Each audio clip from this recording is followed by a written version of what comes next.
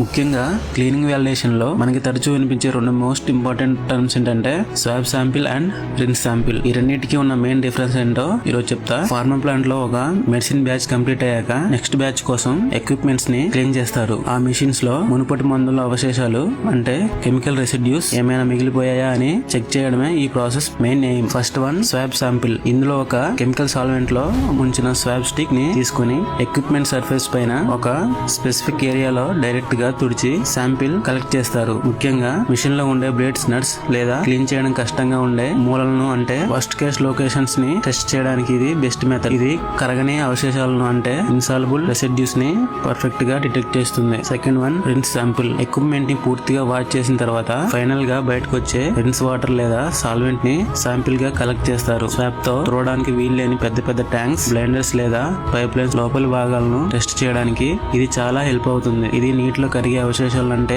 Soluble residues ని identify చేస్తుంది. Last గా సింపుల్ గా చెప్పాలంటే ఒక పర్టికులర్ స్పాట్ ని చెక్ చేయాలంటే స్వాబ్, మొత్తం ఎక్విప్మెంట్ ఓవరాల్ క్లీన్నెస్ ని చూడాలంటే రిన్స్ అన్నమాట. ఈ రెండు శాంపిల్స్ ని ల్యాబ్ లో HPLC లేదా TOC మెథడ్స్ ద్వారా టెస్ట్ చేసి క్లీనింగ్ 100% సక్సెస్ అని కన్ఫర్మ్ చేస్తారు.